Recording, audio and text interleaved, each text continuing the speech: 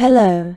I am so very glad you have found your way here, back to this quiet, safe place. Let the sounds of the world of haste and worry, simply fall away. Find a comfortable position. Settle in. Let the light of the candles and the scent of old parchment and leather be your focus.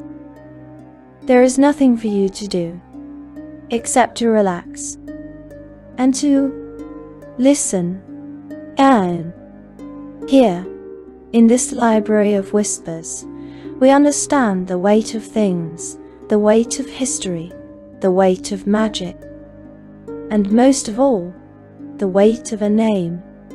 In the grand, sprawling tapestry of lore, names are everything. They are anchors, they are signposts, they are legends, condensed into a single sound. When we speak a name, we invoke a story. I'll say the name Graz'zt, and we see a hero of impossible virtue, a dark elf, a drow, who defied his evil heritage to become a champion of the surface world. We see twin scimitars and a panther of shadow. We see a story of heroism. We see a story of heroism. Say the name Elminster, and we see the archetypal wizard, the sage of Shadowdale, a figure of immense ancient power, a chosen of the goddess of magic herself. We see wisdom and mystery and a pipe wreathed in smoke. We say modern Canaan, and we see a different kind of wizard, a creature of cold, hard, pragmatic balance, a man who would sacrifice a kingdom to save a world. We see a mind of pure, calculating intellect. These names are pillars. They are known. They are the great heroes. But to have such great heroes, you need great villains. Tonight, we are going to speak of a different name. A name that, recently, has become just as common. A name that almost every adventurer, every spellcaster knows. A name that, on its surface, seems playful. Tasha. And it is a name that brings a cackle to the mind. We think, of course, of the spell, Tasha's hideous laughter, a spell of cruel, precise humiliation, a spell that does not burn or freeze or disintegrate. No, it robs its target of their dignity. It forces them into fits of agonizing, uncontrollable, humiliating mirth. It leaves them helpless. It is a peculiar kind of magic. And recently, that name is everywhere. It is written on the cover of a bright, wondrous tome. Tasha's Cauldron of Everything. A book supposedly written by Natasha the Dark. A book filled with new spells, new artifacts, new rules, all delivered with a sharp, cutting, arrogant wit. The notes in the margins are dismissive, playful, almost mischievous. This is the Tasha that many know, a powerful, perhaps chaotic, creator, a peer to the great archmages, a historical figure, a hero in her own right, once a member of the legendary company of 7 alongside Mordenkainen and Zajigiragurn. This is the mask. It is a very good mask. It is bright and witty and disarming.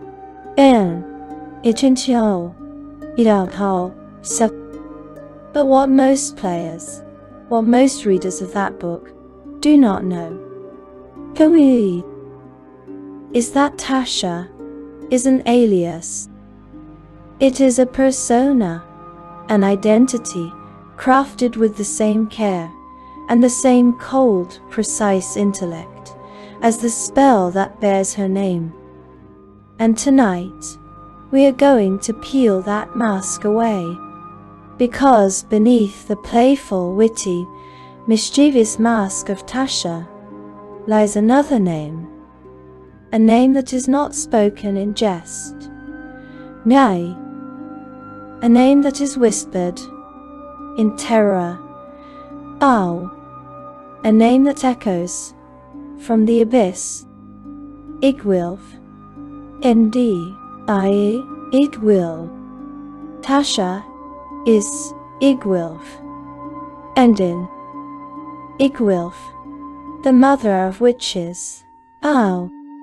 Igwilf, the demonologist. Igwilf, the writer and creator of the Demonomicon, a tome of demonic lore. This character, this true character, has existed in all 5 editions of the game. She is a pillar, not of heroism, but of profound intellectual evil. She is a creature of staggering, terrifying complexity. Her story is not a simple one of good versus evil. Her story is one of betrayal, of a rise to power, of loss, of more betrayal, of toxic relationships. A story that spans centuries, perhaps millennia. A story that sees her wear 3 faces. The first is Tasha, the witty, playful, heroic adventurer, the mask she wears for the mortal world. The second is Igwilf, the witch queen, the demon binder, the cold, calculating, pragmatic tyrant, the face she wears for the lower planes. And the third is a name almost no one knows, a name she has taken recently, a name called Sibylna, now an archfey of the Feywild, a brilliant, calculating figure who has chosen to allow her emotions to run rampant. Tasha, Igwil, Sibylna, now, the adventurer, the demonologist, the archfey, Endale, Insen, and Ye. How can all 3 be one? How can the playful author of the Cauldron be the same being as the creator of the Demonomicon? How can the cold, pragmatic tyrant become a kind, emotional Fey Queen? Is it a redemption? Or is it her greatest manipulation of all? This is the story we are going to explore tonight. We are going to trace this shadow all the way back, before Tasha, back before Igwilf. We must journey to the beginning, to a place of impossible walking magic, a place of primal, chaotic power. We must find a little girl, a girl named Natasha, a girl who was the adopted daughter of the most famous witch of all time, a girl raised by Baba Yaga, Nichinchu and Siu. Our journey begins now. Settle in, dim the lights, and let us begin. To find the root of the shadow, we must journey back. Back before the Demonomicon, back before the Cauldron, Inni. Back, before the name Tasha was ever whispered, before Igwulf was ever feared. We must journey to a place that is not a place that walks.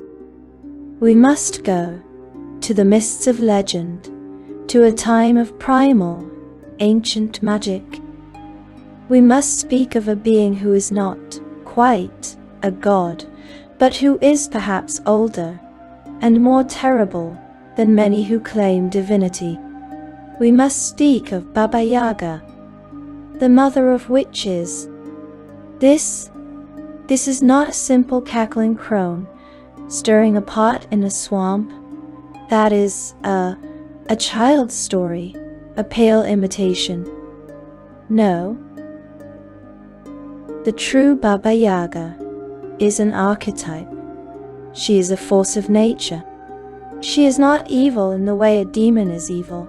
She is not good in the way a celestial is good. She is She is like the deepest, coldest winter, the winter that starves the world and makes it strong for the spring. She is like the forest fire that burns everything to ash, so that new, green life can grow. She is a creature of primal natural power, and she lives in a house that stands on the colossal, bone-white legs of a long-dead chicken. A house that walks. But even this is not the whole truth. The dancing hut, as it is known, is not a hut. It is a creature. It is a demoplane. It is a place of impossible shifting and living. Geography. Imagine being inside such a place, and sitting at a place where the hallways rearrange themselves like a waking dream, a place where the walls breathe, a place where the doors are not doors to other rooms. They are doors to other worlds. You open one door and you are looking out onto the windswept icy steppes of earth. You open another and you are blinded by the steaming green alien jungles of a world whose name has been forgotten by time. You open a third and you are deafened by the screaming, chaotic madness of pandemonium itself. This is the home of Baba Yaga. It is a nexus, a key, a library of worlds. And Baba Yaga, in her long, unknowable, lonely existence, has a tradition, as well, a hobby. She collects daughters. She does not birth them, she finds them, she chooses them. Across the multiverse, she will find a girl, a child with something in her, a spark perhaps, a shadow, a seed of power, of ambition, or perhaps just a loneliness that matches her own. She takes these children, and for a time, she raises them. She teaches them how they become her children, her sisters. The Hourglass Coven, the three hags who would one day haunt the Feywild, they too were adoptive sisters, her daughters. And one of these children, and one of these chosen girls, was named Natasha. We know nothing of her life before this. Was she an orphan found in the snow? Was she a princess stolen from a velvet cradle? Was she even human? It does not matter. Because her life, her true life, did not begin until she stepped inside the dancing hut. Imagine being that child. Imagine living in a house that is alive, a house that tests you. Imagine a mother whose love is a riddle, whose kindness is a trap. Baba Yaga does not nurture, she forges. This hut was not a home, it was a crucible. Every day was a test. Survival was the only lesson. Indidrich and Natasha. Natasha, Indo. In Italy, Natasha thrived.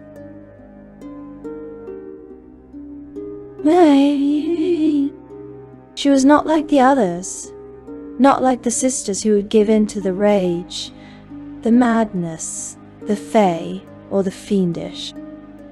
Natasha was quiet. She was observant. She was an academic. Even here, in this place of primal, chaotic, screaming magic, she was a scholar.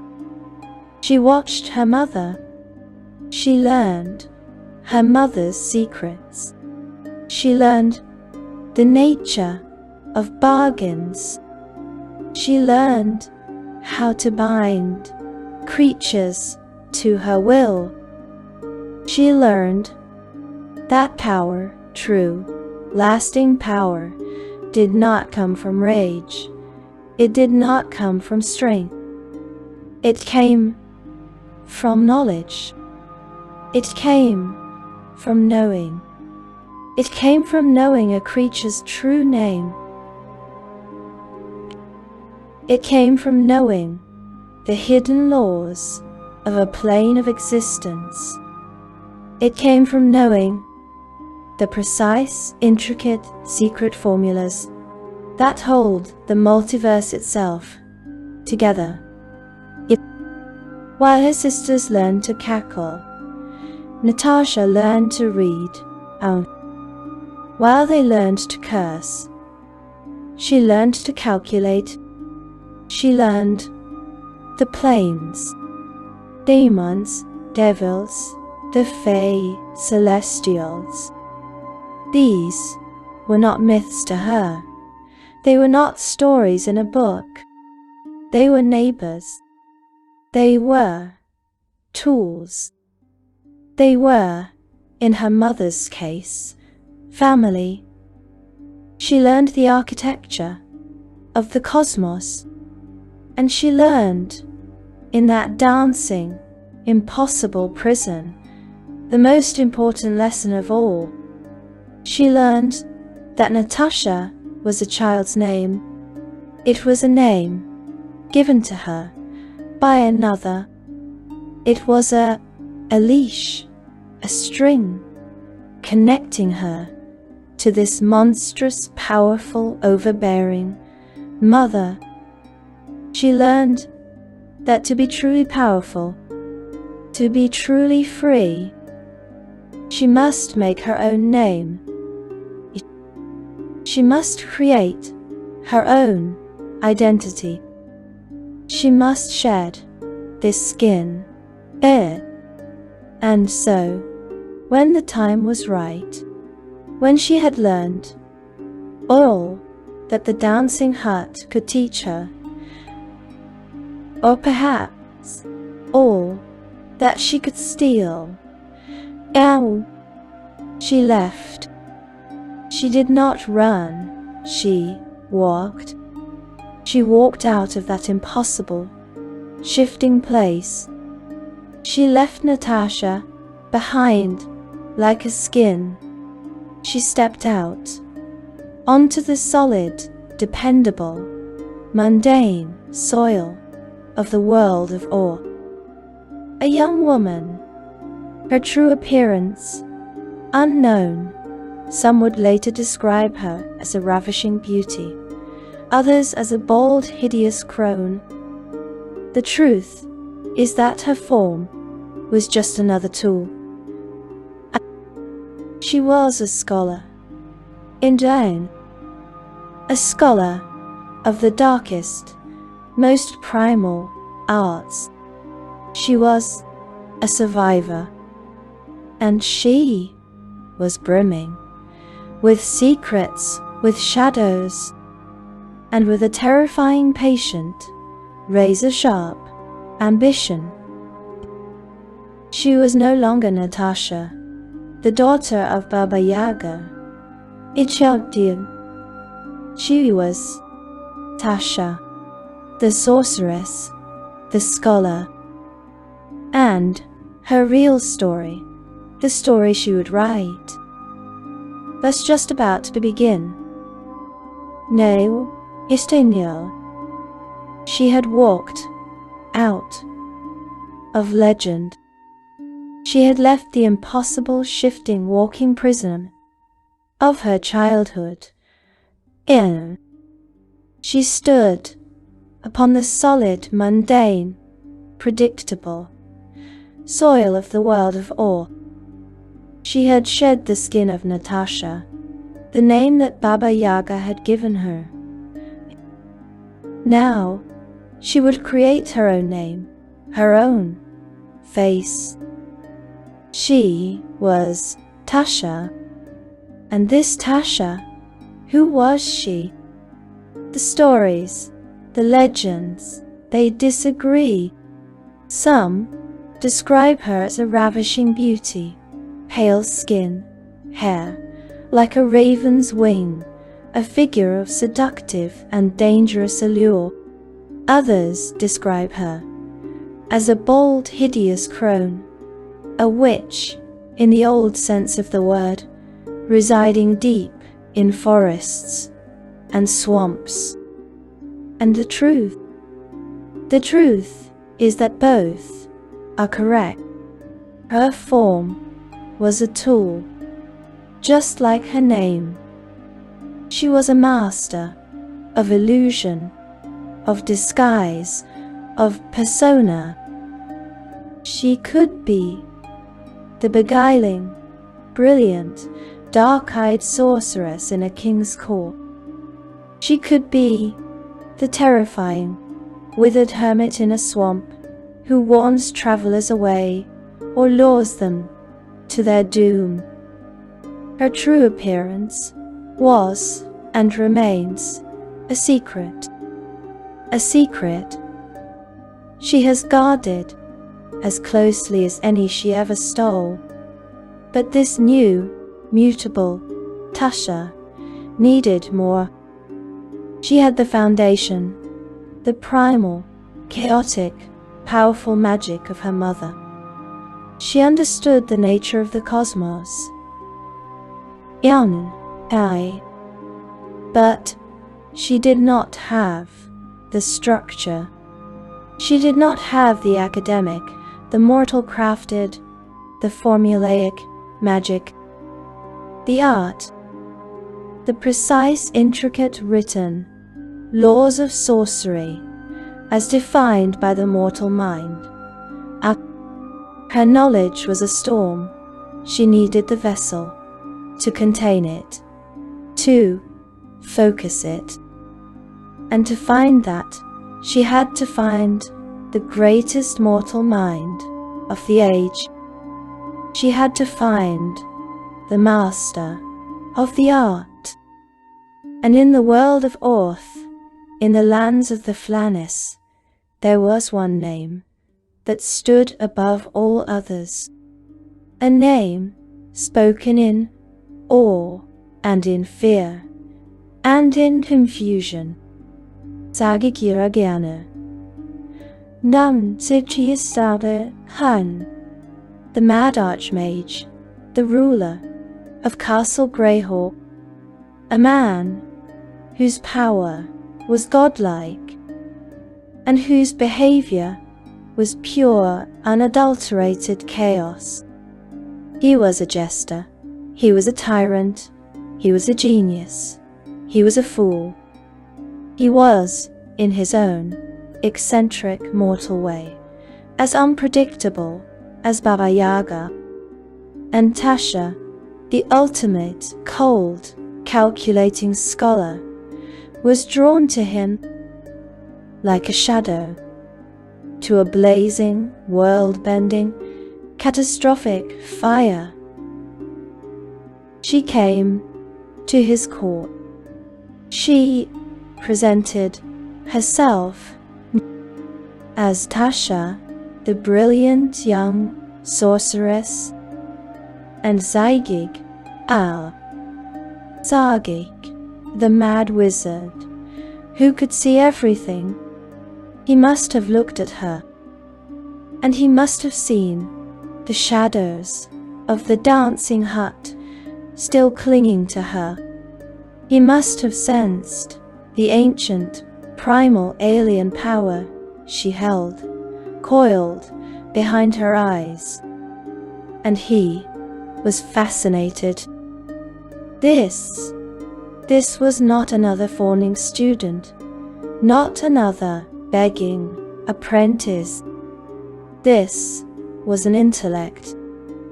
This was interesting, and to you. And so began one of the most famous and most consequential apprenticeships in the history of magic. Tasha became the apprentice of Zygig Aragorn. But we must not think of this as a quiet, gentle tutelage. This was not a master patiently teaching a student. No. Eindertel.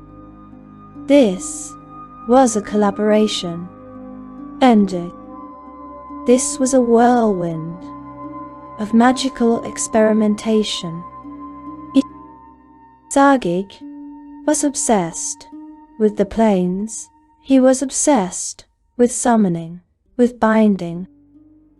He was obsessed with pushing the absolute limits of what mortal magic could do. And in Tasha, he found his perfect research partner. He had the academic theory. She had the practical, innate, lived understanding. He read about demons. She had met them. Together, the mad wizard and feared witch delved into secrets that mortals were never meant to know.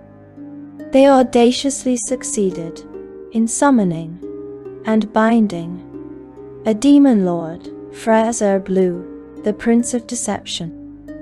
Together, they learned of the denizens of the outer planes, their strengths, weaknesses. This was her education. And during this time, she was not just a quiet laboratory assistant. Tasha was an adventurer. She and Zygig were part of a legendary adventuring band, a group of the most powerful mortals in the Flanis. They were known as the Company of Seven. With them, she explored the darkest, most dangerous corners of the world. She fought monsters. She uncovered artifacts. She was, for a time, a hero. She, and Zygic and Merland, and Kukotum, they were the celebrities of their age. But then, Tasha's heroism, we must assume, was a matter of convenience. She was not delving into dungeons to save towns. She was not fighting monsters to protect the innocent. No, no. Every adventure was a research trip. Every dungeon was a library, and every monster slain was a dissection. She was gathering data. She was recovering artifacts. She was learning. And all the while, she was creating her own magic. Her signature spells. Spells that bear her name. Tasha's caustic brew, Tasha's mind whip, Tasha's otherworldly guise, and, of course, Tasha's hideous laughter. Hindu, bow. Think of that spell, and think of the mind that creates such a thing. It is not a fireball. It is not a lightning bolt. It is not a simple, vulgar display of destructive power. No. It is elegant. It is precise. It is psychological. It is cruel. It does not attack the body. It attacks the mind. It robs the target of their control. It humiliates them. It leaves them helpless, paralyzed, drowning in their own forced, agonizing mirth. It is a spell of profound, cold, psychological dominance. It is the spell of a predator, and the spell of a scholar who sees others not as people, but as experiments. This was the true Tasha, hiding behind the mask of the hero, hiding in the shadow of her master. And as she grew in power, as she stood beside the mad archmage, she watched him. She studied him. She looked at his genius, and she looked at his chaos, his jester's antics, his madness, and she, the ultimate cold, pragmatic survivor of Baba Yaga's hut, must have seen it as a flaw, a weakness. He had all this power, all this knowledge, and he wasted it. He played games. She would not. Tasha, the student, the partner, the hero, was beginning to see the limits of her master. She saw this man, this mad archmage, this creature of incalculable genius, and she saw how he squandered it. His madness, his whimsy, his chaos, it was not a quirk. It was a flaw. It was a structural weakness. He played, he jested, He had all this knowledge, all this power, and he frittered it away on games. He was a scholar, but she was a conqueror. She was the daughter of Baba Yaga, and her mother had taught her that power that is not used, that is not wielded, is useless. Ow. Sargik was wasting his potential and soul, and, most importantly, he was wasting his life's work. That she could not forgive. Sargik had a masterpiece, a work of profound genius, a tome, a book bound in strange leather, locked with clasps of silver and bone. A book, he called, the Tome of Six. This was not just a spell book. This was Zarjig's mind. His soul rendered in ink and parchment. Within its pages, he had catalogued everything. His journeys, his theories, his discoveries. He wrote of the outer planes, their strengths, weaknesses. He named the unnameable. He charted the secret, hidden pathways of the multiverse. He wrote his formulas, his theories on binding, on summoning, the notes from their shared success in binding Fraz Blue. Those were in there. It was a key to dominion. And now, Ichir and Tasha, his apprentice, would read it. She would study it. She would offer her own suggestions, her own addendums. She improved upon his work. She added her own primal planar knowledge from her time in the dancing hut. And Sargik, in his magnificent, thundering arrogance, he praised her for it. He encouraged her and his selves. He saw her as his protégé, his partner, his greatest student.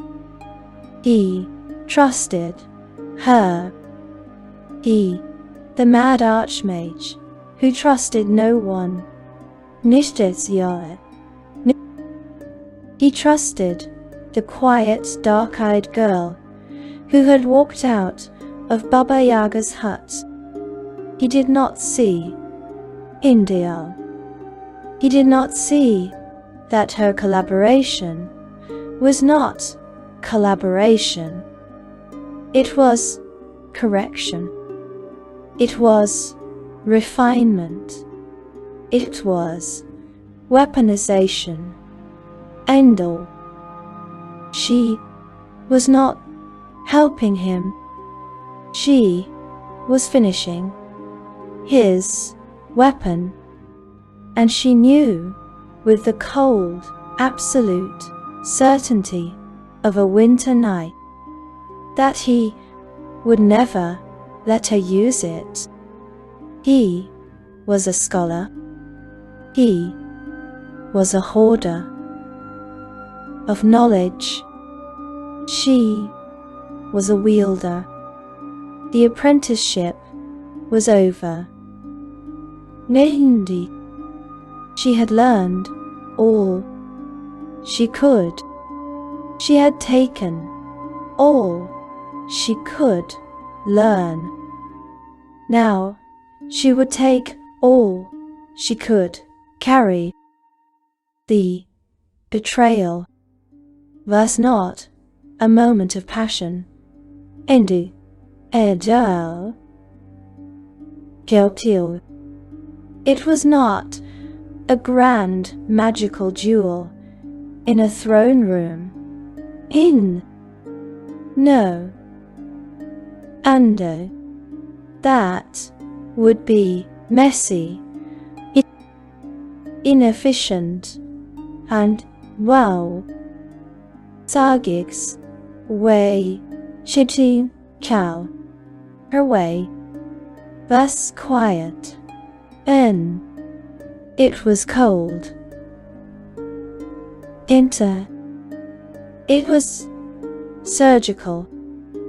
One night, while Zargig was lost in one of his mad fits, while he entertained his court with some grand chaotic illusion, Tasha, the student, the friend, the partner,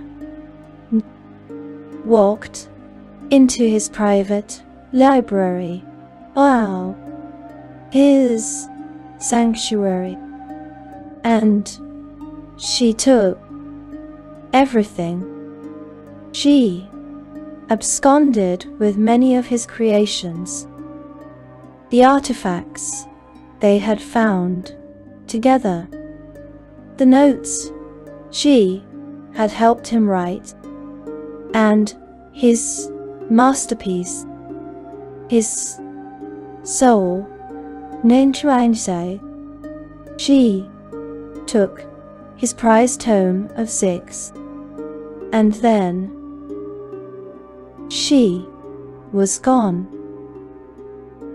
No explosion, no note, no confrontation, just a void, an absence, a silence, energy, and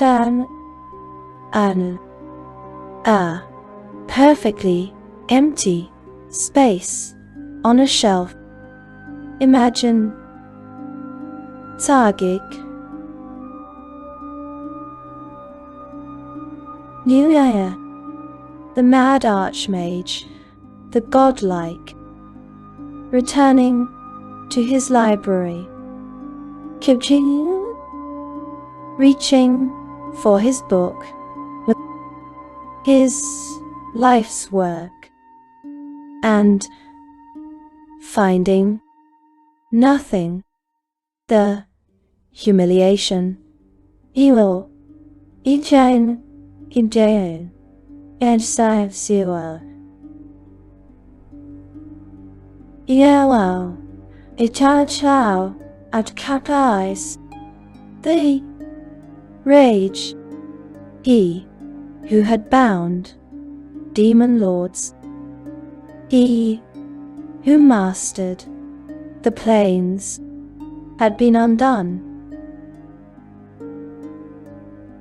India, Hidanani, not by a god, not by a demon, but by his quiet, diligent student.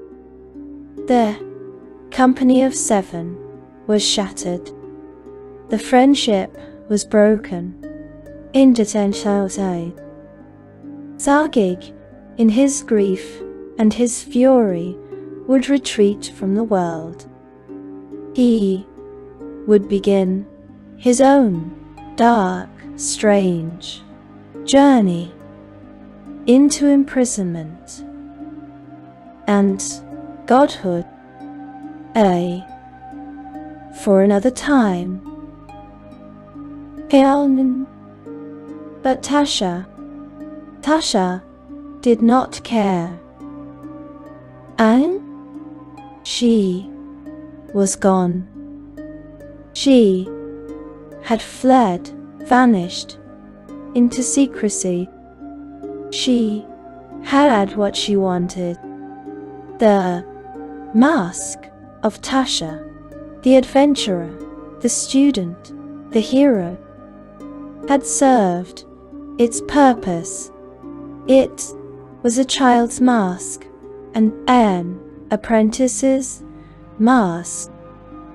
She was done with it. She had graduated in the silence of her new secret sanctuary.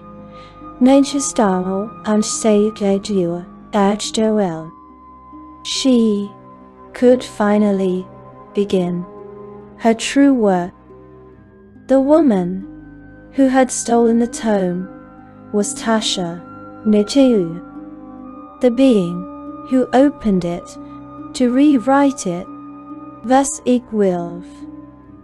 Now, Tasha was gone. In the well. Ending and that skin had been shed. The ambitious student, the witty companion, the heroic adventurer. That mask was folded and put away. In her new secret place, a fortress of silence and shadow, a new being stood. She looked upon the book, Graz'zt book,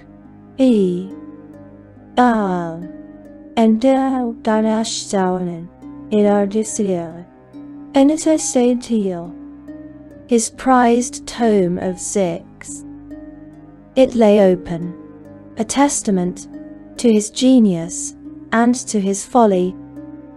It was chaotic, it was unfocused, it was brilliant, but incomplete. The woman who had stolen it was Tasha, the being who now began to work. And thus Igwilv, an Edgio Elartisoy, Nitivs. And this was not a collaboration. This was an autopsy. Her work was meticulous. It was cold.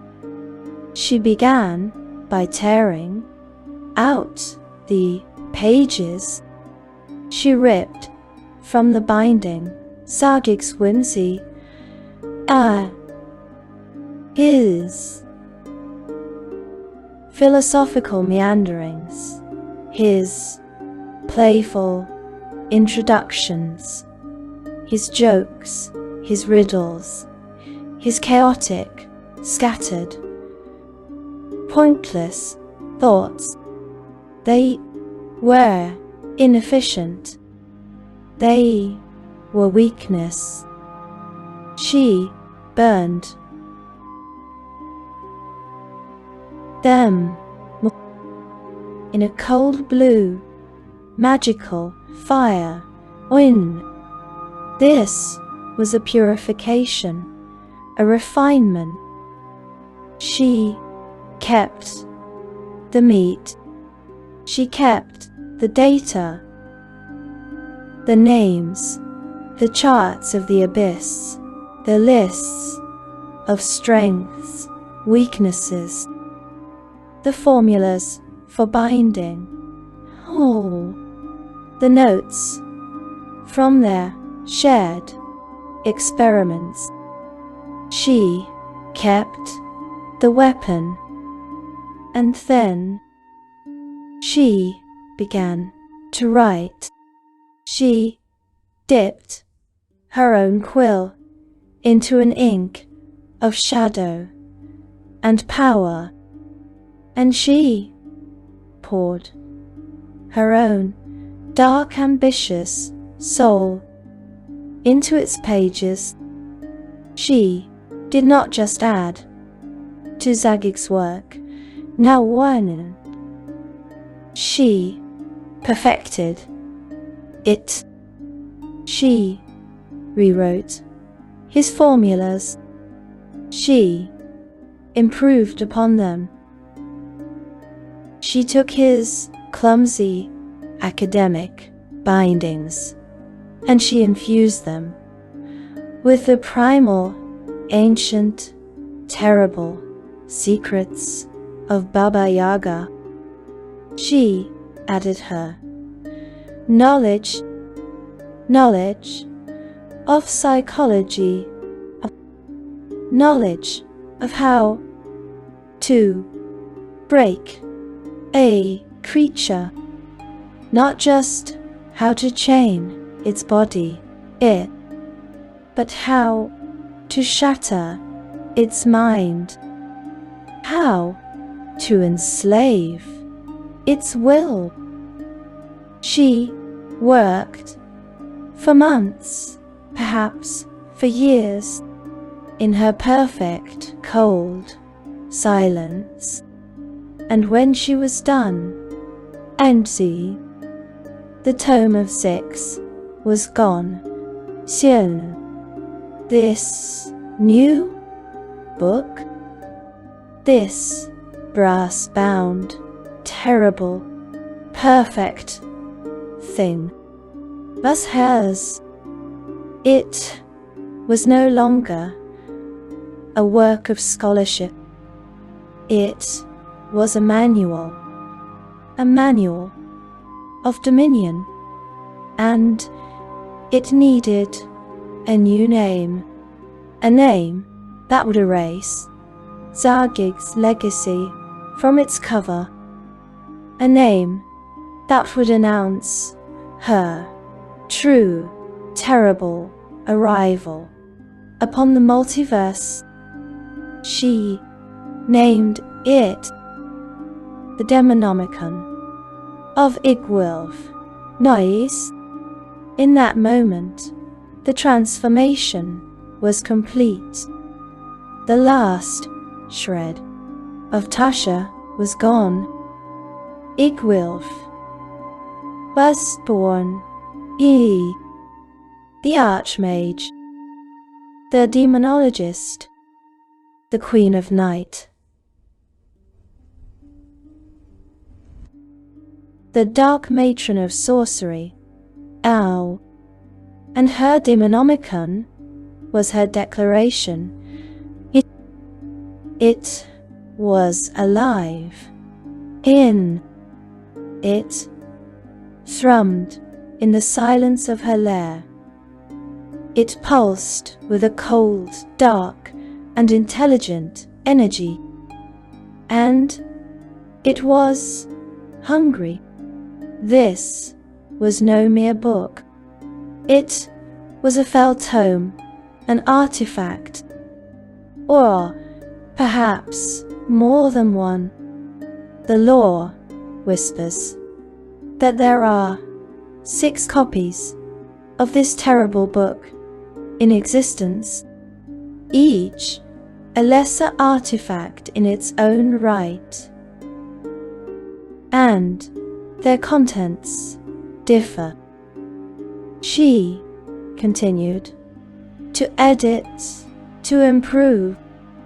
Each copy is a different edition, a different terrible truth, each a priceless and damning prize.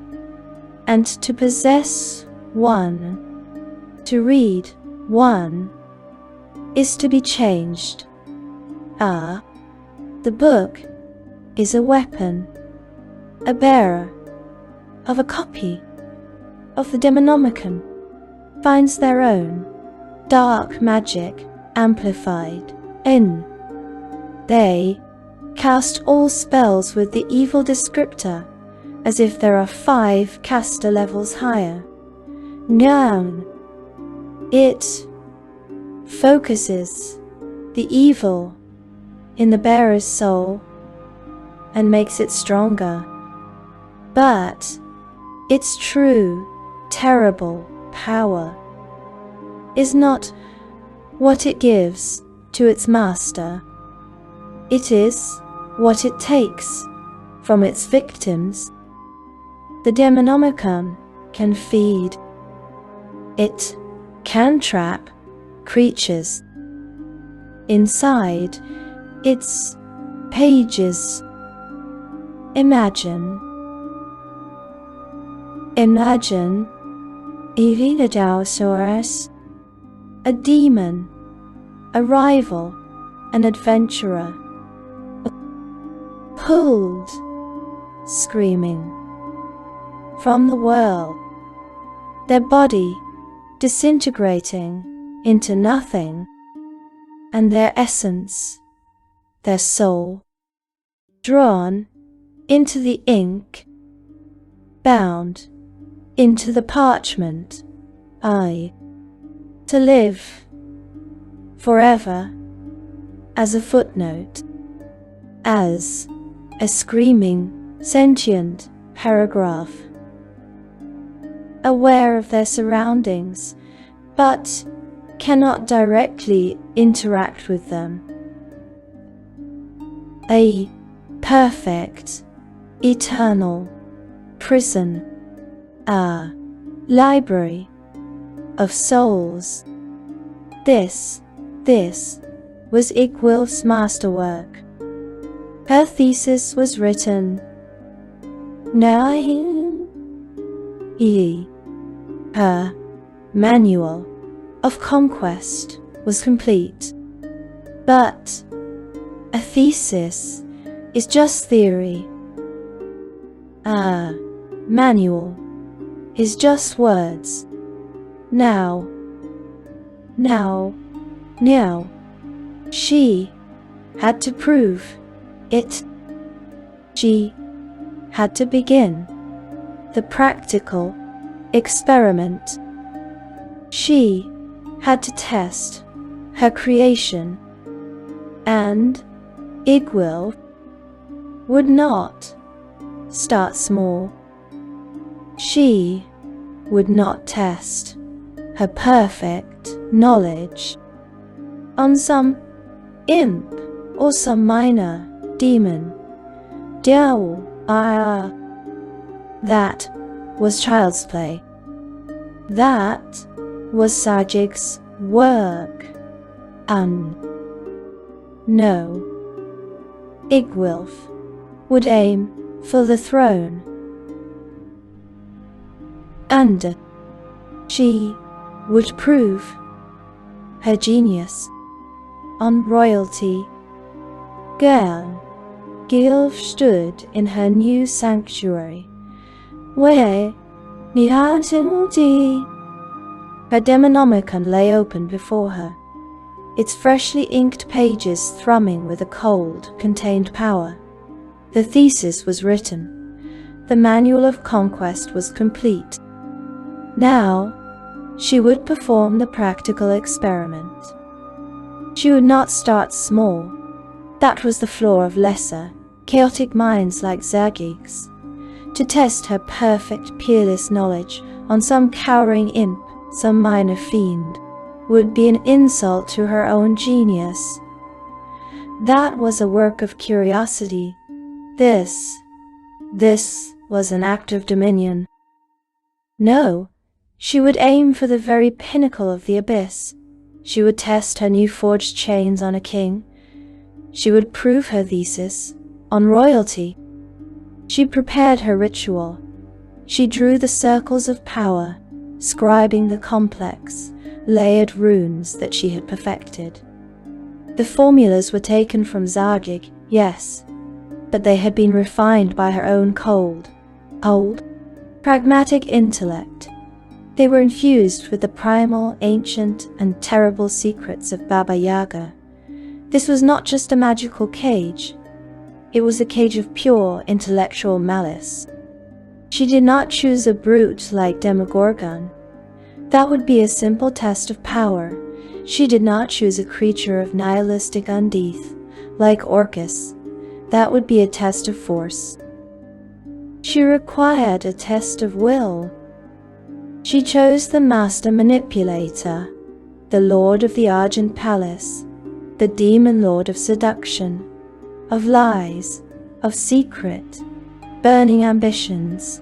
She chose the one fiend in all the abyss whose cunning, whose intellect, whose sheer arrogance most closely mirrored her own. Oh. She chose Graz'zt, the Dark Prince. This was the ultimate test. If her formulas could bind him, they could bind anything. She began the incantation. The words, spoken in her cold, clear, unwavering voice, tore a hole in the fabric of reality. The abyss itself must have screamed as one of its most powerful masters was ripped from it. He appeared within her circle, unknown, a being of impossible dark perfection, 9 feet tall, his skin the color of polished obsidian, gleaming like wet stone, a creature of 6 fingers on each hand, and 6 toes on each hand, and 6 toes on each foot, an androgynous, haunting beauty whose eyes held the cold, ancient fire of a dying star. Ancient fire. He must have laughed. This mortal, this speck of dust daring to call him. He, the master of lies, the prince of pleasure and pain. And then, the laughter must have died in his throat. He could not move. He pushed against the walls of the glowing arcane cage, and the walls held. He spoke his own words of power, words that could unravel kingdoms, words that could drive a world insane. And the magic died. Hino. Her runes held. The ritual worked. The Demonomicon was true. Igwilf, the newborn archmage, the feared witch, had done the impossible. She had summoned and bound the demon Lord Graz'zt. She had, by her will alone, imprisoned and forced into servitude the Dark Prince of the Abyss. The multiverse shuddered. The balance of cosmic power had been shattered by a single mortal will. And Igwilf felt validation. Ancient Sun died. A cold, perfect and absolute validation of her genius. She was everything she had ever believed herself to be. She was greater than Zagig. She was, perhaps, more effective than Baba Yaga. She was, in this singular triumphant moment, the most powerful mortal in existence. Now, she would build her kingdom. She established her throne, not in a bright civilized tower as Zagig had, but in the dark, damp, secret places of the world. She did create her base from the lost caverns of Shokhand, the lost caverns of Tsokan. From this dark lair, she also conducted arcane experiments and rituals. She was no longer Igwilf, the scholar. She was Igwilf, the witch queen. And Graz'zt was her slave. She sent her evil minions to conquer the lands around her abode. And she was successful. The marches of Parentland were subjugated for a decade. Her new cowering armies, led by fiends bound to her will, brought her great indeed was the loot, gold, gems, artifacts, power. But Igwilf was bored by the ruling. She was uninterested in the administration of her new lands. That was trivial. That was for lesser minds. No, the kingdom was a resource. The loot was fuel. She stripped them of their treasures to support research into new magic. Her lair in the lost caverns became a laboratory. Gnostic coward day. And Graz'zt, the Dark Prince, her slave. He was her greatest experiment. Hindil, Gerwilf, the Witch Queen, ruled from the lost caverns of Toykamp. Her evil minions, bound by her power, subjugated the surrounding lands. For a decade, the marches of Perrinland were her domain. Her armies brought her vast quantities of treasure, satisfying her insatiable demands. But Igwilf was not interested in ruling. The day-to-day administration of a kingdom. That was boring. It was a distraction. She was, as the source states, uninterested in the administration of her new lands. The kingdom was merely a resource. The loot was just fuel. She stripped them of their treasures to support research into new magic.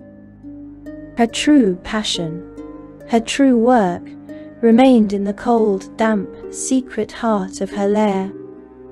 Her lair was a laboratory. And Graz'zt, the Dark Prince, her magnificent, bound slave. He was her primary experiment. This was not a simple vulgar servitude. She did not have him pulling levers or guarding hallways. That would be a waste. No, her chains were intellectual. Her experiment was psychological. She, the ultimate scholar, had bound the ultimate librarian. And she interrogated him for years, day after day, month after month, hour. She, with her super genius intelligence, and he, the master of secrets. It was a cold, precise, and brutal extraction of knowledge. She first tore from him information and knowledge of the abyss. She ripped from his ancient fiendish mind his deepest secrets, the true names of her rivals, the other demon lords, the hidden, fatal weaknesses of her enemies, the complex, political, and secret workings of the eternal blood war. And all this priceless, terrible, stolen knowledge. She wrote it down, page after page. She added it to her masterpiece. She was dictating new chapters for the Demonomicon. She was, in an act of profound intellectual violation, forcing Graz'zt to write the encyclopedia of his own and his race's destruction. She was forcing him to build her ladder to cosmic power. But this was Graz'zt. This was not some mindless beast raging against its chains. This was the Dark Prince, the master of seduction, the lord of lies. And this imprisonment was not simple. It was a conversation, a debate, a toxic, cosmic, intimate chess game. Fought day after day, year after year. Nanchi au indigenous Ardale. Between the two, most brilliant, most cunning, and most twisted minds in the multiverse. And something changed. Igwilf. Ende eyes.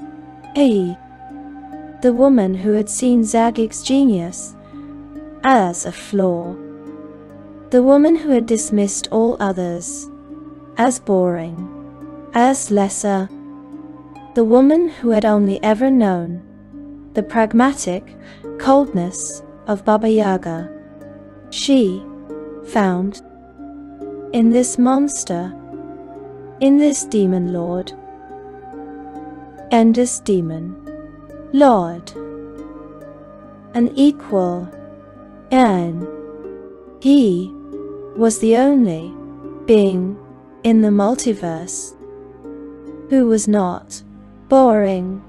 Oh, he was the only one whose mind could challenge hers, whose cunning could match her own. The ancient lore, it whispers. She discovered that she could tolerate the presence of no one but Cross. He alone was worthy of her attention. She began to count on Graz'zt during her years, the Dark Prince always seated beside her. Now, she, who had built her entire existence on trusting no one, and was beginning to trust a demon lord. The sources, they wonder. Igwilf might have succumbed to the same desires she once wielded so cunningly.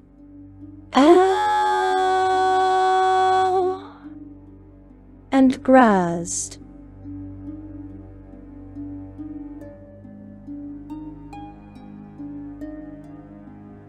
Well, Graz'zt, the master manipulator. Oh, he sensed this change, this crack in her perfect icy facade, or this vulnerability, this humanity, this love-hate relationship, this toxic union began to deepen. It was not romance. It was obsession. It was a shared, parasitic codependence. The jailer and the prisoner were becoming partners. And from this terrible, monstrous, and intimate union, a new creation was born. Not a spell, not a chapter in a book, a child, a son, Ender, a being born of the ultimate Archmage and the ultimate Demon Lord. From this union, this toxic, obsessive and intimate chess game, a new being was created, and I'm into one, This was not a spell. This was not a theory written in a book. It was a life. Igwilf, the Witch Queen, and Graz'zt, the Dark Prince, together fathered use the evil. A son was born. But this was not just a child, This was a demigod, a being born of the most powerful mortal Archmage, and one of the most powerful demon lords in all the abyss, a creature of unimaginable, innate power, a being of pure, distilled evil. They named him Use. And in that moment, Igwilf, the dark matron of sorcery, the feared witch, the cold, calculating scholar, became a mother. This was new. This was a variable that her cold, pragmatic equations had never accounted for.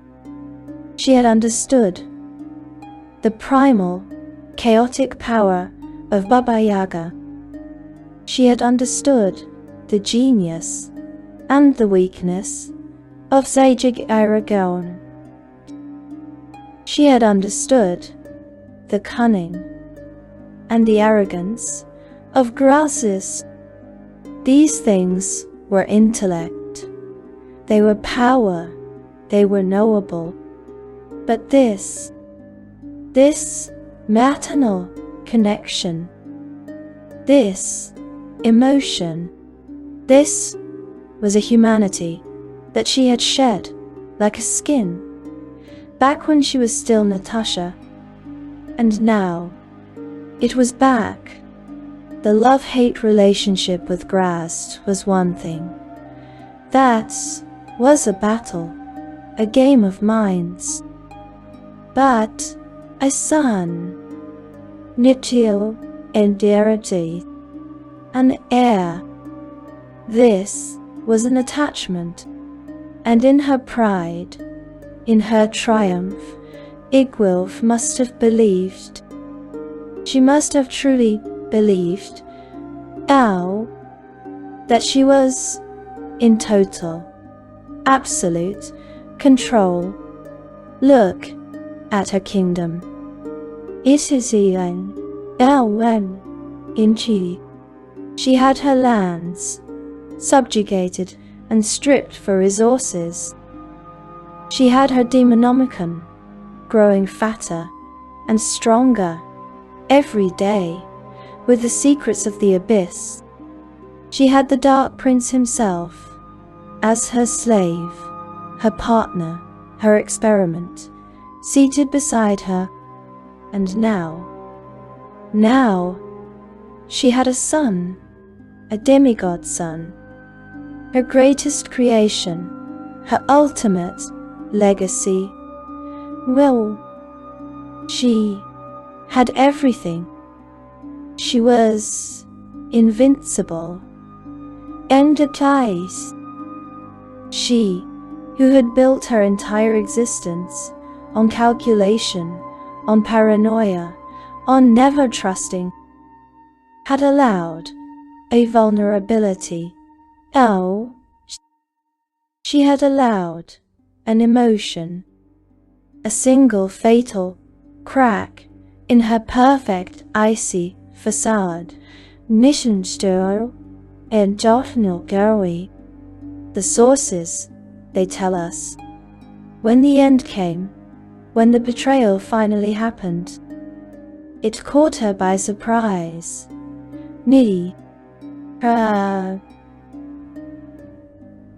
And the woman of super genius intelligence who could anticipate and counteract many events, thus surprised, and she seemed to now highest honesty.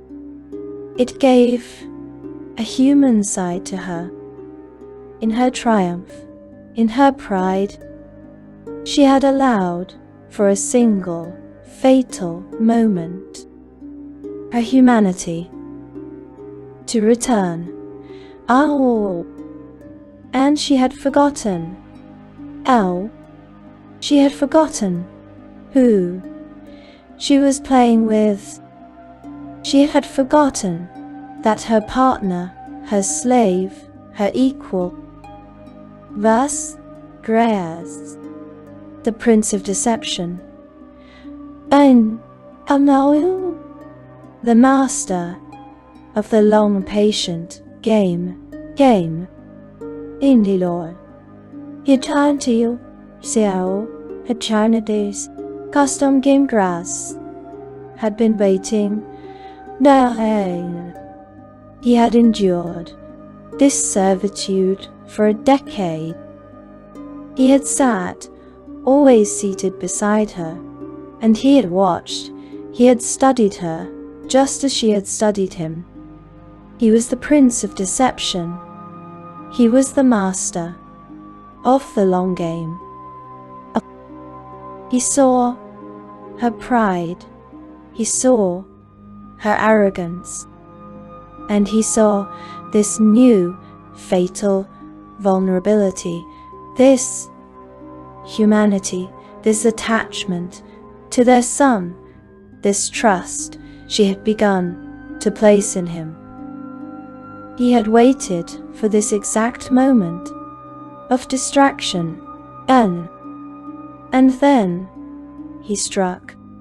The stories, the simple stories, they diverge, as they always do. The simple version, the one told in history books, claims it was an accident. It claims that Igwilf, this archmage, was conducting one of her arcane experiments and rituals, and, though these experiments were her downfall, she accidentally freed the demon Graz'zt, whom she had imprisoned and forced into servitude. Her concentration slipped, an error in calculation, a simple mistake. But we are talking about Igwilf, the woman of super genius intelligence. We are talking about Graz'zt, the Dark Prince. This was not an accident. The darker lore, the truer lore, the lore whispered in the abyss. It tells a different story. It tells of betrayal. When the Dark Prince actually betrayed her, it caught her by surprise. Her insanity. She was surprised. This gave a human side to her. Oh, he tricked her. No, he used her own tactics against her. He used the same tactics that she had to originally steal its home from Graz'zt. He had played the long, patient, seductive game. And she, in her pride, in her arrogance, had fallen for it. The moment his chains fell, the battle began. It was not a simple escape.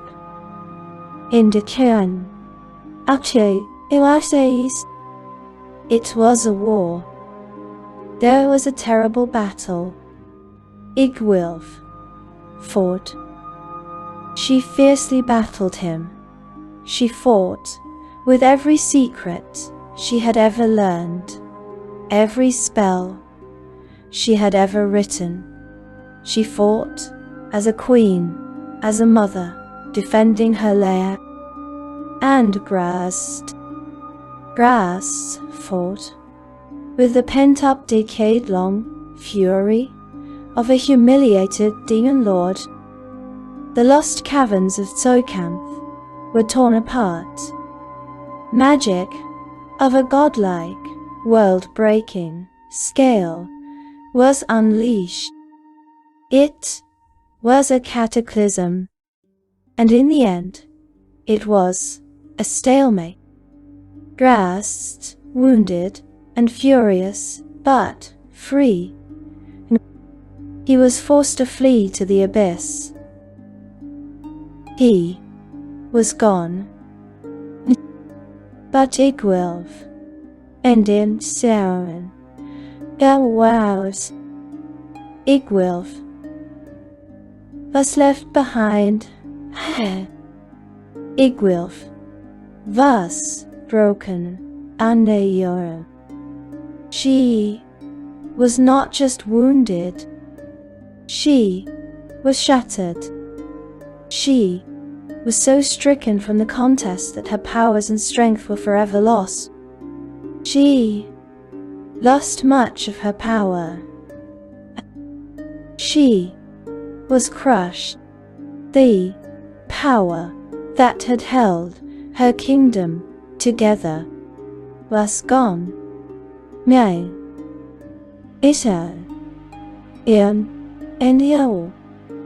and with the wane of her evil, her realm was sundered. Ouching! It was instantaneous. Her former henchmen and slaves, her armies, they saw their master, their god, fall, and they ran. They stole her treasure. They scattered to the four winds. Igwilf, the broken, the powerless witch queen, was left alone. In the ruins of her laboratory, Isheo, Auseyu, in the wreckage of her ambition, Au, she had just enough strength, just enough of her old power to perform one last act. She used the last of her power to prepare a hiding place in the caverns for her remaining wealth. Her last, most precious possessions, the items that truly mattered. Her several tomes of great power. Her Demonomicon. She hid her work. She hid her soul. And then Igwilf vanished. Au, the tyrant of Periland, was gone. The world breathed. The consensus was absolute. Many thought this was the end of Igwilf. Yao Sundao. She is long dead, and that fact cannot be doubted. It was a quick, abrupt, and fitting end for an archmage who had dared to chain the abyss. A cautionary tale. The great Igwilf was no more. But she was not dead. She was just recovering. She was not dead.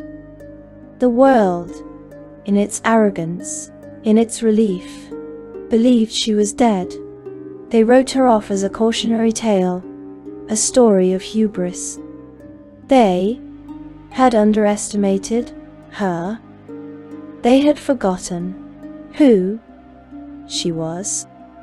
She was the daughter of Baba Yaga. She was a survivor in the deep, dark, secret places of the world, in a place no one would ever think to look. A broken woman, healed. She was patient. She had learned her true and final lesson. The mistake was not summoning Graz'zt. That was a triumph. The mistake was not building a kingdom. That was trivial. The mistake, the weakness, was her son. Endio, so, Anytime Chilwin. Etiadawa Puchang. Her emotion. Endavand emotion. Her attachment. The fatal human error of trusting someone. No, of believing for even a moment that she was not alone. She had allowed a vulnerability, and Graz'zt had put a knife in it. This was a lesson she would carve into her new healing soul. Never, never again on Inoels. She spent a very long time regaining her powers, which she did, and then some. She was not just rebuilding her old strength. Oh, she was building new strength. She was forging a harder, colder, sharper will. And when she emerged, she was not the same Igwilf who had fallen. She was more. The world had forgotten her. She let them. She worked from the shadows. She began to pull the strings of the world, no longer as a conqueror, a witch queen. No, she was a whisper, a plot. She since has made many attacks to attack Earth-gathering armies and attempting to march them in from other planes. She was back, and she was obsessed. The old stories, the ones from 2nd edition, they tell of this obsession. They say she was obsessed with trying to recapture Graz'zt, that she, in her pride, her rage, wanted to redo the experiment, to prove that she could do it, to correct her mistake, her mistake. The stories say that she traveled back to the abyss to do so, that she was the hunter, and that, in her arrogance, she failed, though she was imprisoned herself.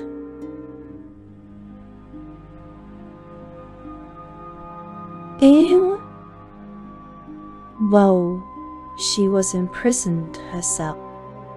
This is the simple story. Igwilf flew too close to the sun again. But the deeper lore, the darker, more complex lore, the lore from later days, when more of her Demonicon had been found, it tells a different and far more terrible story. She did not just seek him out for revenge. Graz'zt had not forgotten her. He had not forgiven the humiliation of his decade of servitude. He was waiting. The simple story is a lie. Instead, Graz'zt sought out her. He was the hunter. He dragged her back to the abyss for imprisonment. Oh, this was not an accident. This was retribution. End of day. Igwilf, the Witch Queen, the Queen of Night, the binder of demon lords, thus now a captive.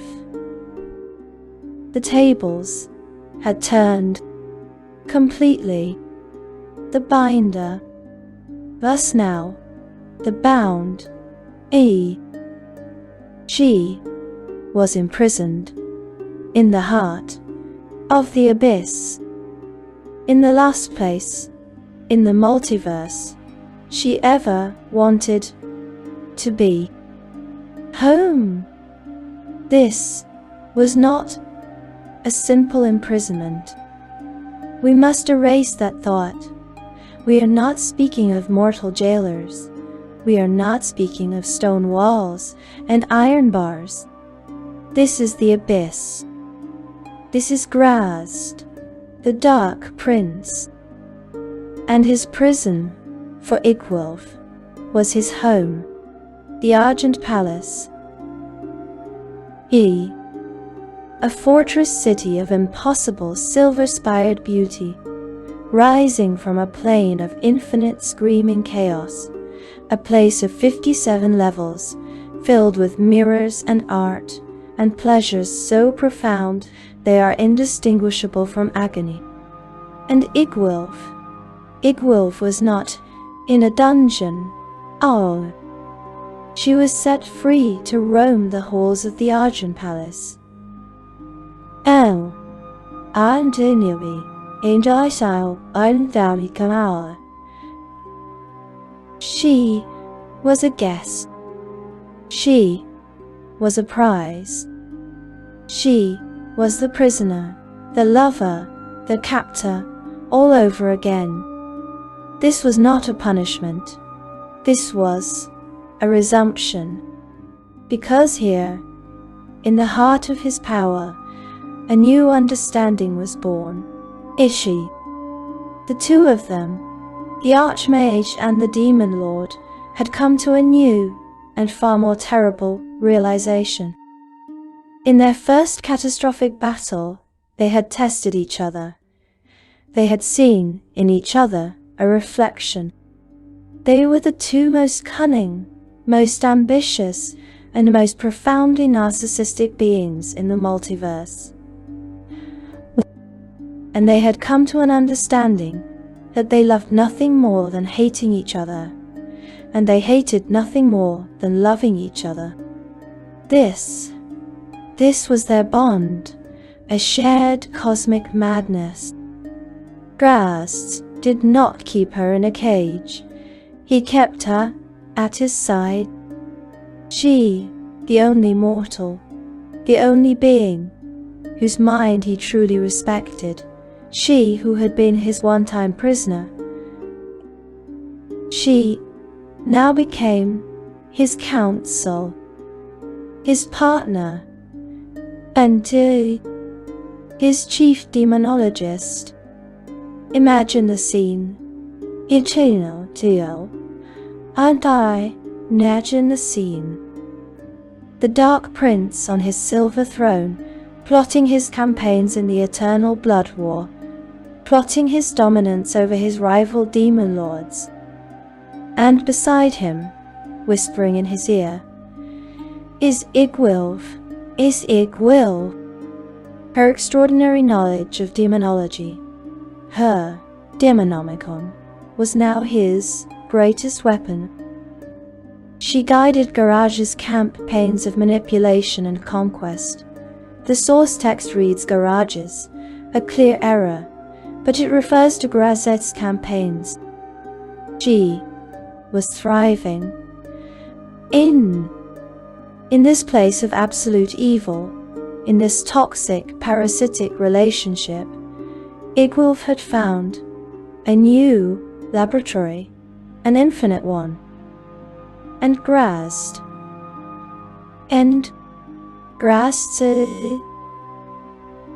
was consumed by her. He,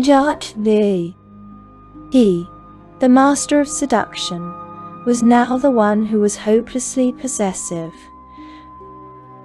He became genteelly perhaps, jealously, viciously, obsessed. He viciously attacked Frost or Blue Fraser Blue, the Prince of Deception, solely because the Demon Prince of Deception had also been Ingwil's prisoner.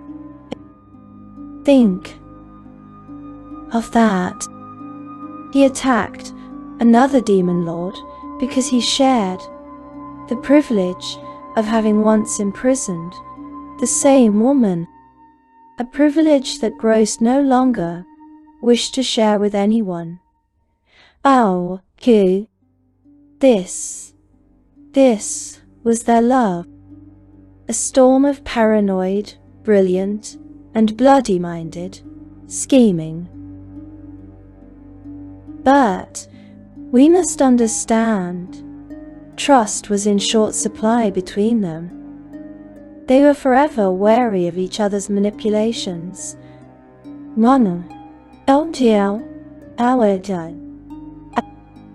Their dysfunctional bond was held together, purely despite those that sought to sunder it. They were two scorpions in a silver bottle.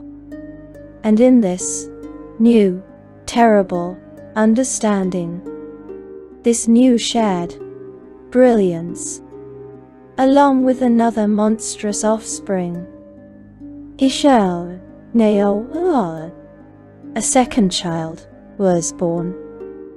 This was not like the first.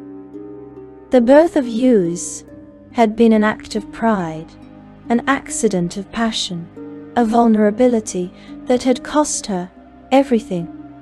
This second child was born in the abyss, born of the new understanding, born of their shared madness, along with another monstrous offspring. India, a second son,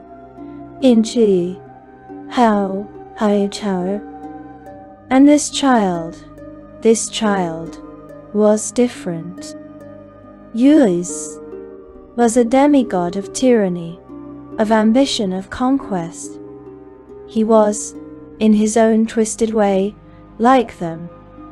This new child, this new son, was said to be corruption incarnate, a being of such profound, monstrous potential that Graz'zt, the Dark Prince, the master of all things depraved, was afraid of him, or perhaps afraid for him, or perhaps he simply saw a weapon too valuable to share, because Graz'zt did something extraordinary. He hid this new child. He took great pains to keep this new child's identities and whereabouts hidden from enemies. Hidden, elwi, until astel, denano, kiser hate. Think of that. In the Argent Palace, a place of mirrors and spies and no secrets, Graz'zt created a secret, and he hid his own son. Why? Was it protection? Was he afraid that his rivals, the other demon lords, would find this corruption incarnate and destroy it? Or worse, use it? Was it fear? Was he afraid of what this child was? Or when Ishidea was he AFD of equal? Was this new son, the one piece on their endless cosmic chessboard that he would not allow her to touch? Was this his secret, his hidden betrayal, his ace in the hole? A weapon he was saving for a war he knew was still to come. The lore is silent. In it gives us only the fact the child was born. The child was hidden. Enno. Igwilf, the mother, was denied her son.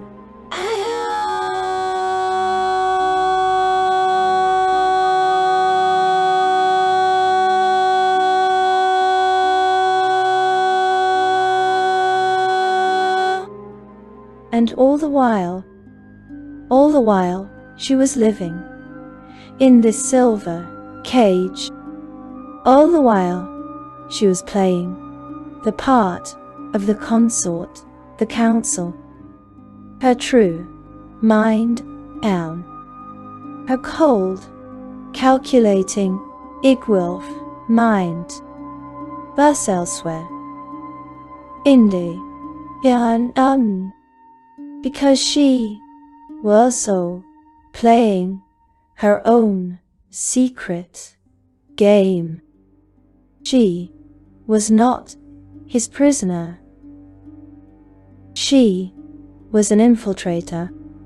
While she set free to roam the halls of the Argent Palace, while she played the part of the devoted toxic consort, while she whispered in Graz'zt's ear, guiding his campaigns of manipulation and conquest, her true mind, her cold, calculating Igwilf mind, was elsewhere. She was playing her own game, a grander game, a secret game, because her goal, her true goal, was nothing less than domination of the entire abyss. And Graz'zt, Graz'zt, the Dark Prince, her lover, her jailer, he was not the prize. He was just a tool, a powerful, convenient, and arrogant tool. He was her shield. He was her alibi. He was the distraction that hid her true masterpiece of manipulation. While she lived in the Argent Palace, Igwilf was pulling strings all across the lower plains. She had a project, a secret pawn, a creature she had been cultivating long before her second imprisonment.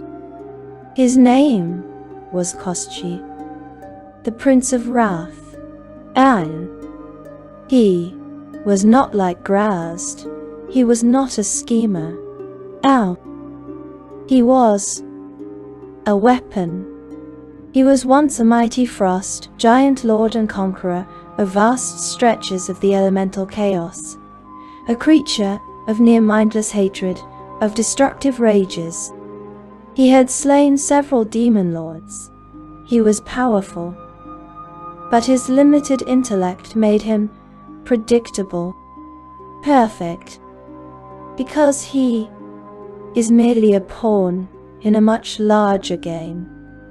Igwilf's game. And thou, it was Will who set the frost giant king along his path to demonhood. She found him, she chose him, and she continues to manipulate him with her subtle guidance. She gave him 2 gifts. The first, a weapon, the mighty maul of brutal endings. The second, a leash. She fed him the Kaka demon essence of a slain fiend, whose intellect she had corrupted. The source text reads Kaka demon, and this corrupted essence rewrote his mind at 9. He was easily tricked by this. And now, this Prince of Wrath, this raging, mindless demon lord, he is compelled to obey Igwilf's every secret command, and he does not know it. This was Igwilf's true genius. From the safety of the Argent Palace, she advised Graz'zt. She guided his petty, jealous wars, and secretly, from the shadow of his throne, at his throne, she commanded Kostchi in. And what was her command. Kill my rivals. Igvil believes that the Prince of Wrath will eventually have the power to crush orcas in Demogorgon, the most powerful demon lords. This was her grand plan. Now, she would use her pawn to wage war against the true powers of the Abyss. She would let him spread destruction across the Abyss. She would let him bleed himself, let him weaken them, let him do the dirty work. She would let him win. Let him succeed in conquering the Abyss. One ship town, Nichira now, and so well. And then, when that happens, when her pawn stood victorious over the corpses of Demogorgon and Orcus, when Koschei, this mindless bruter, commanded the entirety of the Abyss, then Endem Khan in a assault on Tesseract Dishun Bunny Igwilf stands ready to snatch away the fruits of his victory. At which point Igwil will seize that prize from her thrall. Ansi. And she, Igwilf, knowing would become the most powerful being in the cosmos. It was a plan of staggering, patient brilliance. A plan so secretive that no one suspects the connection to call this G. The source reads call this G. No one. Except one. Except for Graz'zt. The source reads Graz'zt. Yao Kimis. Her lover, her jailer. He alone sees the influence on some greater intellect in the Frost Giant's tactics. He knew Yendel Hantawi Arnke. He knew his consort, his counsel, was betraying him.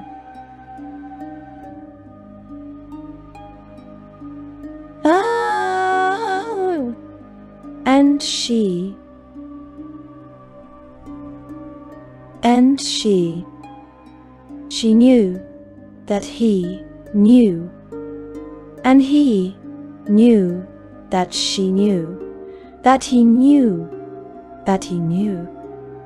This was their love. This was their dysfunctional bond, an endless spiraling paranoid game of mirrors. And this toxic, volatile alliance could not last. This could not last. This toxic, paranoid, volatile balance was too dangerous.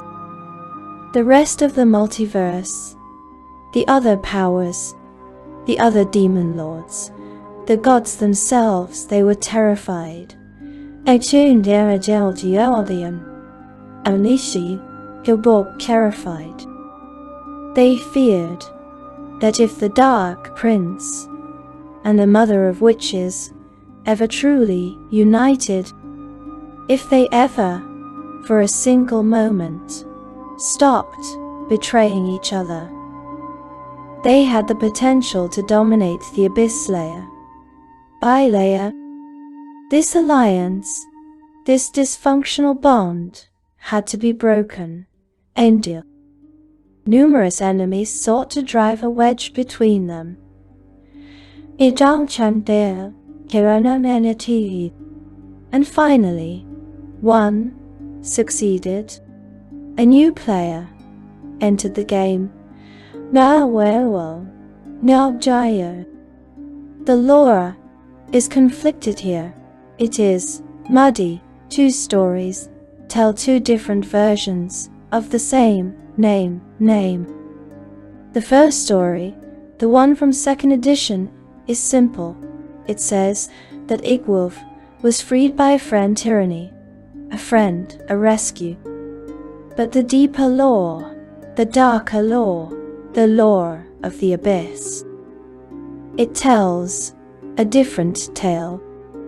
It says it was the machinations of yet another demon, in mortal form tyranny the merciless, that finally broke the depraved bonds between them. A machination, a machination, a plot, a rival, not a friend. And so, what is the truth? Was it a rescue? Or was it an attack? Perhaps it was both. Perhaps an enemy of Graz'zt, calling themselves a friend of Igwulf, came to sunder their bond for their own selfish reasons. It does not matter.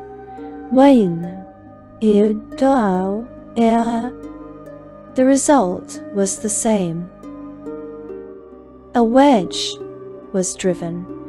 The excuse was given. D&D, the paranoid, fragile, terrible bond broke, and the final battle between them began. A cataclysmic battle raged through the Argent Palace. But this was not like their first battle. This was not a war of raw, unrestrained, world-breaking power. No, they had learned. They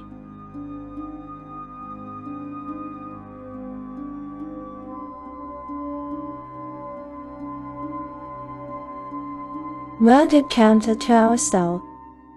Neither Eagled nor Gross was willing to deliver a decisive blow. They each recalled their weakened states following their previous struggle. They remembered the cost, the weakness, the humiliation of defeat. They were too proud. They were too pragmatic. They would not destroy each other. So,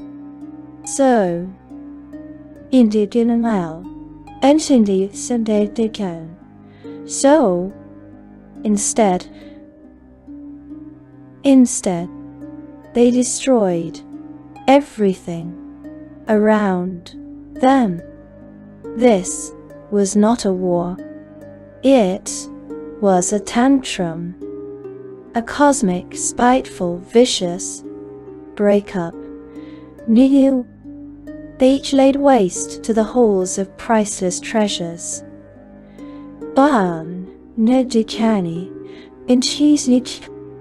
They slew favored servants and concubines. The sorceries slew, perhaps, slaughtered their own courts. They traded venomous barbs and unholy tongues. It was a performance of hate, a final, terrible purge. And when the dust settled, when the silver halls were slick with the blood of their servants, when the priceless art was ruined, it was over. Garage finally granted they will save passage. The source reads Garage. Graz'zt, let her go. Intentamno. As far as demonic separations go, this was as close to amicable as one could hope for. Amicable. Indeed, and she so is done. Amicable. He let her go. Or was she freed by tyranny? Perhaps, in the chaos of this rival's attack, she simply left, and he, in his infinite pride, claimed he granted her passage. It does not matter, Nishi. The result was the same. Igwilf was free, and a cow. She walked out of the Argent Palace in now. She walked out of the abyss. She left her lover, her jailer, her partner in madness. She left her hidden second son. She left her pawn, Kostchi, still waiting in the wings. She was free, and she returned. She returned to Earth, or she returned to the mortal plane. She was back. She returned to Earth. She returned to the mortal plane. Oh, but she was not the same Igwolf who had fled from Zajic. She was not the same witch queen who had fallen in lost caverns. She was not even the same Igwolf who had walked into the abyss as a prisoner. And now, she had lived there. She had ruled there in the shadow of a throne. She had learned its most intimate, terrible secrets. She was a true planar power, and the world, immortal world, began to sense it. She was no longer just a feared witch. She was more. She became known as the Dark Matron of Sorcery. Her power was now on par with those of a quasi-deity. Mortals, stupid, frightened, ambitious mortals, many believe in her divine nature and worship Igwald. Oh well. She was no longer just a woman. She was a concept, an ideal of dark intellectual magic. And she was a mother. She had a son, her first son, Yuz, the son she had lost when she fell, the demigod, born of her first arrogant union with Graz'zt. And he, in her absence, had risen. Andu, he had become a power in his own right. Yuz, the evil, and Igwilf, the matron, found him. And she continued to support her son. She would aid her son in his plans to conquer the Flananists. The Witch Queen was dead. Long live the Queen Mother. She was done with sitting on a throne. Oh, she would rule from the shadows. She was the ultimate manipulator. Manipulator. She worked behind the scenes, orchestrating world events, detailing more in her demon and Omicron. Her super genius intelligence allowed her to anticipate and counteract many events. She develops many unusual spells, items, and monsters. Her Demonomicon was still not finished. Her research was never finished. She continues to try and dominate all other planes. She gathered armies, she set up networks of gates and portals. She launched many attacks to attack Earth, marching armies in from other planes. She was relentless. She was pragmatic. She was equal. And sometimes, in her schemes, she needed lesser beings. She needed adventurers. And in these rare, terrifying encounters, we get a glimpse, a profound insight into her true personality. Imagine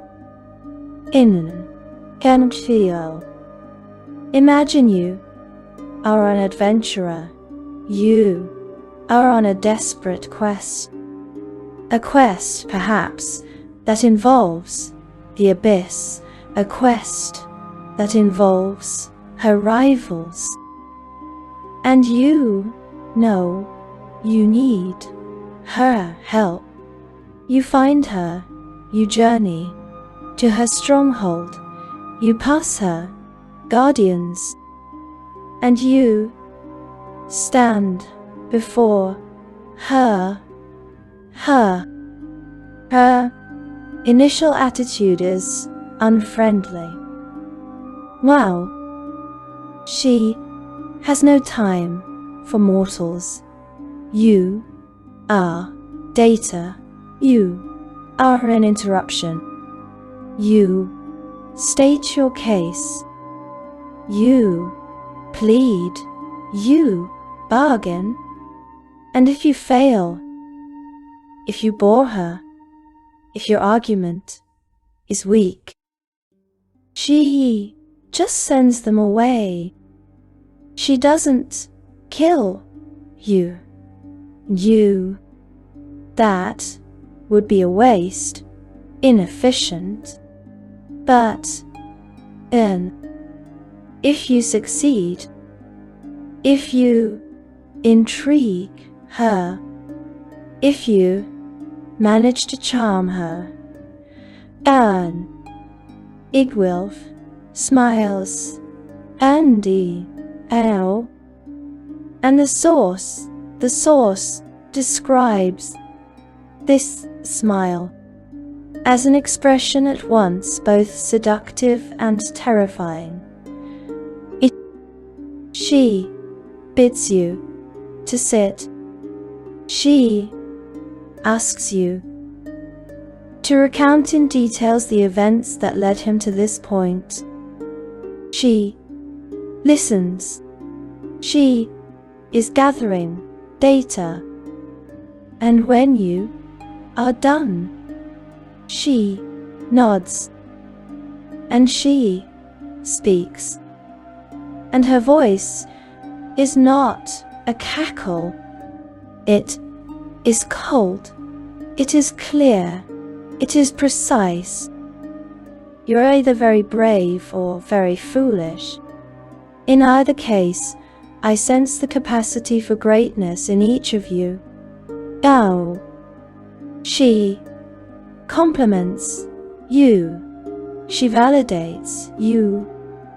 And then, well, had we met in a different time or under different circumstances, I would take action against you, crush you to paste and destroy all you hold dear, before you could approach a point where you might be able to someday hurt me. She says this as a fact, as a simple observation. That day may yet come, I suppose, yet it is not today. I will help you. But know that opposing a prince of demons is not an idle choice. It is a choice that changes your life, your very existence. For what comes after things will never be the same for you, for me. as well, I suspect. And so, while I will aid you, each of you owes me. I shall collect upon this debt at some point in the future, in a manner of my choosing. Near, if you refuse to honor our bargain, rest assured, I'll enjoy extracting my price from your dying souls. And then, she smiles sweetly, endow, is there? She waves a hand, and tall glasses of fine wine appear in your hands. And let us begin. Ejahides. This is Igwil. Make no mistake, Igwil is evil. But she is not mindless evil. Angelis. She is pragmatic. She is intelligent. She sees in your quest a chance to gain, a chance to take action against a rival, a chance to shape the future of the abyss. She is a politician, but the sources warn, do not mistake this pragmatism for kindness. Do not forget who you are talking to. If the PCs don't treat Igwil with the proper fear and respect she deserves, she will give them a taste of her power. She certainly has no qualms about murdering those who annoy her.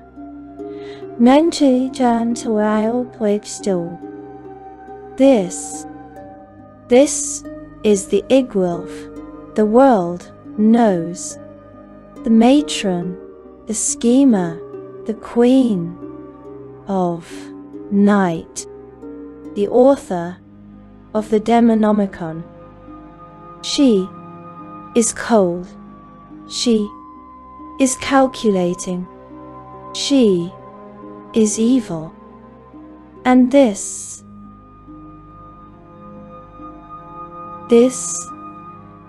is who she is. Until she isn't. For centuries, this is who she is. She is Igwilf, the matron, the schemer, the author of the Demonomicon, the mother of Uz, the quasi-deity who pulls the strings of armies and plots the domination of the plains. She is cold. She is pragmatic. She is evil. This is her story. This is her end. Until it changes. The multiverse shifts. The story moves forward. And we must move with it. We must leave the cold, pragmatic shadows of Orth. We must leave the screaming chaos of the abyss. We must journey sideways into a land of twilight, a land of emotion, a land of stories. We must journey to the Feywild, hide here in a recent adventure, a new story called The Wild Beyond the Witchlight. We find a new domain, a domain of the Feywild called Prismere. And this domain is ruled by a new archfey, a queen, Enna, a powerful, beloved, and kind ruler. Her name is Sibilna, and she is not like Igwilf. She is emotional. She allows her emotions to run rampant. Oh. She is prone to outbursts. She is gripped by happiness, anger, or melancholy. And her rule is not one of tyranny. It is one of law. Sabina introduces 3 laws in her domain of Prisma. The rule of hospitality. Everyone was required to be well communicable to anyone that entered into their home. The rule of ownership, which forbade thievery or burglary of any kind. And the rule of reciprocity, which directed that anyone receiving a gift was respected to return the gesture in kind. These are good laws. These are the laws of a kind, fair ruler. This is Sabilna. But when adventurers arrive in Prismia, Hinchade, Sabilna is gone indeed. She has been trapped, frozen, caught in temporal stasis, and she is her entire domain carved up and stolen by 3 hags, a coven known as the Hourglass Coven. And who are these hags? They are not strangers. They are Zabilna's adoptive sisters. They were all raised by Baba Yaga. And how did they trap their sister Sabilna? How did they freeze this powerful archfey? They're using an artifact. A cauldron. A dark, powerful, ancient artifact. A cauldron named Igwilf's Cauldron. The plot thickens. The adventurers must journey through this twisted, stolen domain. They must defeat the hags. They must find this cauldron. And they must free the lost queen. And at the end of this story, they do. And they come across Igwil's cauldron with Sabilna trapped inside. They break the stasis. They freeze Sabilna. The source reads freeze, but it means free Sabilna. And this kind, emotional, good-hearted archfey steps out.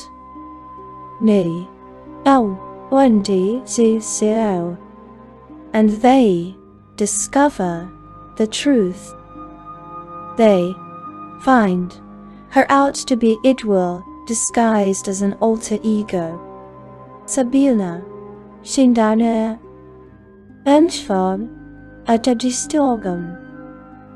Sabilna is Igwilf, and is she.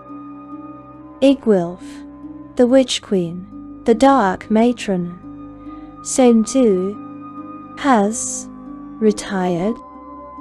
She has become this new persona. She has chosen a life of emotion. This is not a trick. The law is clear. While Igwil was a brilliant calculating figure, hardly prone to emotional outbursts, the billionaire allows her emotions to run rampant. This is the price she pays to exert control over the Feywild and impose her will on the domain of Prismia.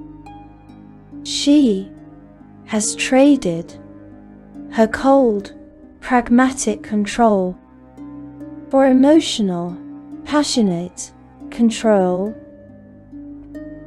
She has changed her methods.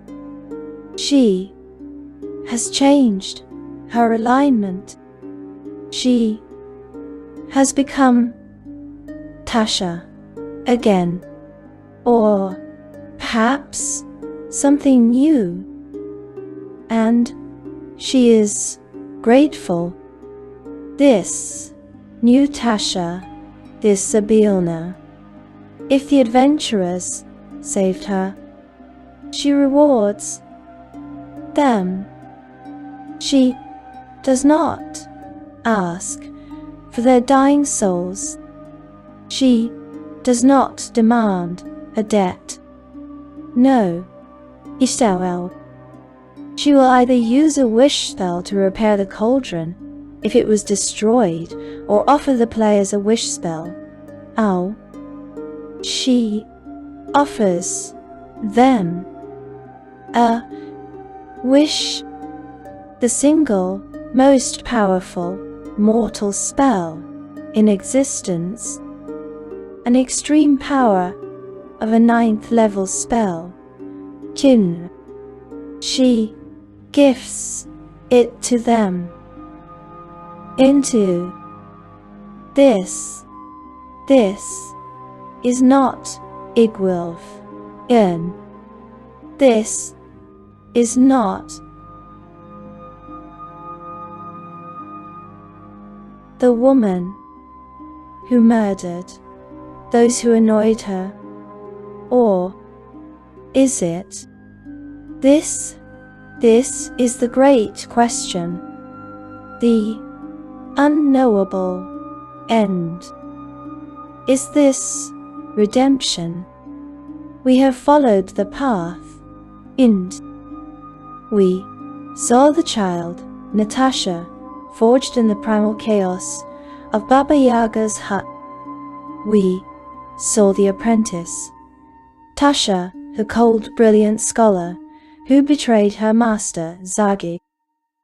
We saw the tyrant, Igwilf, the witch queen, who bound, a demon lord, who authored, the Demonomicon, who birthed, a demigod who schemed to dominate the cosmos. And now, we see her as Sabina, Histamdila, a kind, emotional archfey who gifts wishes to those who save her. The evil Igwilled evil side seems to be gone. Oh, the lore itself tells us she is content to be Zabina. She began as Tasha, became Igwive, and now is content to live on the plane of Prismia.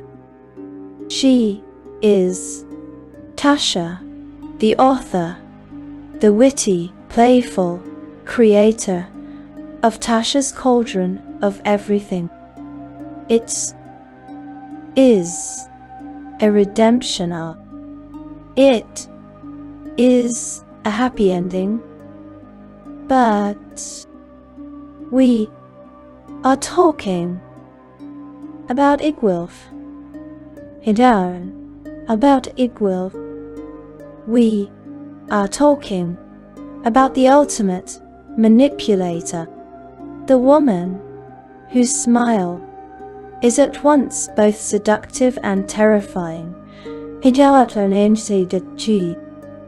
Is this truly a redemption? Or, is this the greatest manipulation of all? Is Sibilna This kind, emotional archfey, just another mask, is Tasha, the witty, helpful author, just the ultimate misdirection. She is one of the most dangerous, powerful beings in the multiverse. She is the adopted daughter of the witch Baba Yaga. She did forge the Demonomicon. Igwilf does nothing without a reason. What is she gaining by hiding in the Feywild? What is she gaining by pretending to be good? She pays a price, emotion, to control her domain. Or is she investing? Is she learning a new kind of power? The power of belief? The power of stories? Is she hiding in plain sight? The story is not over. The lore itself warns us. This, of course, will not be the end of Tasha Zabilna or Igwil's story. It warns us. If she ever decides to become Igwil again, or a being even more dangerous, she could dominate the abyss. She could dominate the material or all planes if she set her mind to it. She has 3 faces. Tasha, the public face, the witty, disarming author, the mask she shows to the world. Zabilna, the hidden face, the new base of power, her sanctuary, her laboratory in the Feywild. And Igwilf, the true core, the cold, calculating, pragmatic genius who is not gone. She is not redeemed. She is waiting empty. She is learning. She is evolving. She is the ultimate scholar, and the entire multiverse is her laboratory. Thank you for listening, and you for traveling with me into this profound and beautiful shadow. If you enjoyed this journey, if you wish to explore other lost, forgotten corners of lore, please consider liking this video and subscribing to the channel. And it is a small but deeply appreciated flicker of light in the great, patient, dark unknown. Until next time, say Imtbine to Namster. Sleep well, Hindu, and Zao Charadin, and dream of magic.